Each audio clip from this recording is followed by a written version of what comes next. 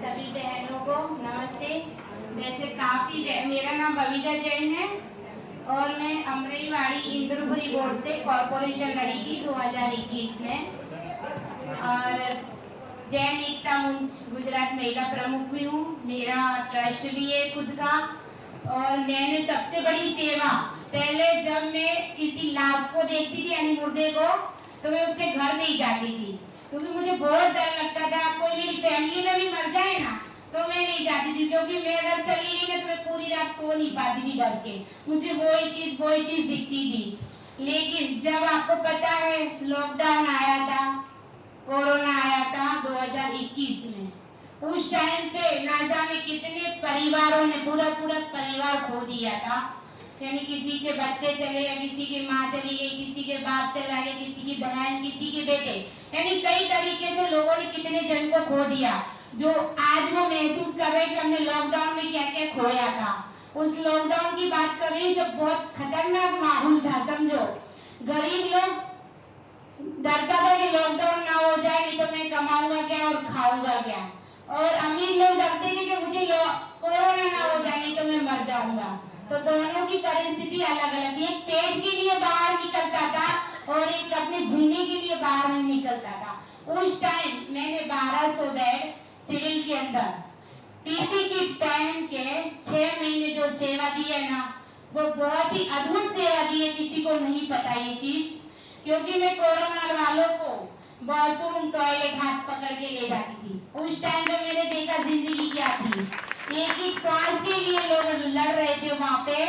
तब मैंने 300 बॉडी एक साथ में देखी थी। यानी समझो उस दिन से मेरा डर निकला था और कई लोगों को मैं खुद शमशान लेके गई हूँ। अग्नि संस्कार मैंने अपने हाथों से दिए हैं, ठीक है। और मैंने 6 महीने खाने 6000 डिश मेरी खाने की रोज की जाती थी। 18 घंटे 20 घंटे में सेवा में सिविल में रहती थी और 1 रुपए किसी का नहीं लिया। जो मुझे 600 डायबिटीज आज की तारीख में आज की तारीख में मुझे 600 डायबिटीज होने के बाद भी मैं आपके सामने स्वस्थ खड़ी हूँ। क्यों?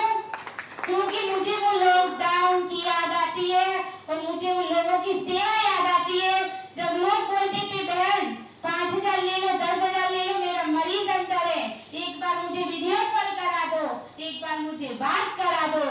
कई लोगों की बात कर रही, वीडियो कॉल कराए, लेकिन निःशुल्क 1 रुपया नहीं।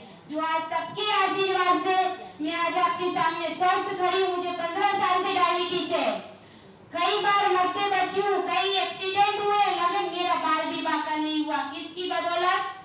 ये सेवा जो मैं आज दे रही हूँ ऑल इंडिया के अंदर काफी सेवाएं दी है। मेरे 34 से 35 हजार मेरे फोटो है कामगिरी के, जो कोई नहीं दे सकता वैसी मैंने सेवा दी है। बातें तो सभी बड़ी करते हैं कि मेरा कांटेक्ट करना, जब काम होता है बहन मैं बाहर हूँ, मैं नहीं काम से हूँ, बहन मैं यहाँ हूँ। मैंने कई बहाने सुने हैं, मैंने खुद सुने, लेकिन नहीं, सेवा देनी है तो सच्चे दिल और सच्चे मन से देना, तो ही हाँ बोलना कि मैं आपके लिए कर सकता हूँ। झूठा दिलासा देना किसी को जरूरत नहीं है। हाँ मुझसे ये काम होगा। साहिब के साथ में मैंने कैंप में गई थी, उनका कैंप मैंने अटेंड किया था। बहुत ही सुंदर कैंप था। फ्री सेवा कौन दे रहा है आप बता, कौन दे रहा है फ्री सेवा? इतना अच्छा कैंप और इतने अच्छे इनके जो कैंप के अंदर के डॉक्टर आते हैं जो फ्री सेवा देते हैं, तो एक बार इनके लिए तालियां बजाइए। और आज इनकी बदौलत जो आज हम सब इकट्ठे हुए हैं और ये जो फ्री ज्ञान बैठ रहा है, देखो फ्री ज्ञान तो वकील भी नहीं देता है, फोन करो तो वकील भी 1500 फीस मांगता है। लेकिन आपको आज जो फ्री ज्ञान मिल रहा है, फ्री एक्टिविटी मिल रही, फ्री इतना सारा इलाज मिल रहा है, चार्ज मिला, तो क्या चाहिए आपके लिए? सिर्फ आना ही तो है। आप घर से बाहर नहीं निकल सकते तो नक्का में आपकी जिंदगी है, बेकार है, जीना बेकार है आपका। कि आप खुद के लिए अपने शरीर के लिए बाहर ही नहीं तो बैठे सेवा देने के लिए, फ्री सेवा दे रहे हैं, तो क्यों ना हम इसका लाभ लें। और आजू बाजू में हम सभी को बोले, जितनी भी बहनें आई अपने परिवार को, रिश्तेदारों को, इनके बारे में, इनके हॉस्पिटल के बारे में एक बार जागृति करो सबको और इनका प्रचार करें ताकि हम सभी को ये सेवा मिल जाए। और एक छोटी सी एक लाइन बेटी के लिए बोलना चाहती हूँ कि जब बेटियां पैदा होती थी तो लोग इतने मायूस हो जाते थे कि मेरे घर में बेटी पैदा हुई है, लेकिन आज बेटी सब मांगते हैं। क्यों? क्योंकि अच्छे करोड़पति के माँ बाप अनाथ आश्रम में हैं। अच्छे अच्छे करोड़पति लोग लड़के बहू लंदन जा रहे, अमेरिका जा रहे, माँ बाप को अनाथ आश्रम छोड़ के जा रहे हैं। जब प्रयागराज दर्शन करने गए थे तब एक बेटा वहां से बाप फोन करता है बेटे को कि बेटा तू कहाँ है अनाथ आश्रम से। तब बेटा बोलता है पापा मैं गंगा नहाने आया हूँ। तो तेरी गंगा तो अनाथ आश्रम में थी, चारों धाम तेरे हाथ। मैं तो यही सोचती हूँ अपनी वजह से अपने सास और मैं 22 साल से मेरे सास ससुर के साथ रह रही हूँ। मेरे ससुर भी 90 साल के मेरे घर में सर, मेरी सास 85 साल की, पर मेरे ससुर को अभी तक चश्मा भी नहीं है।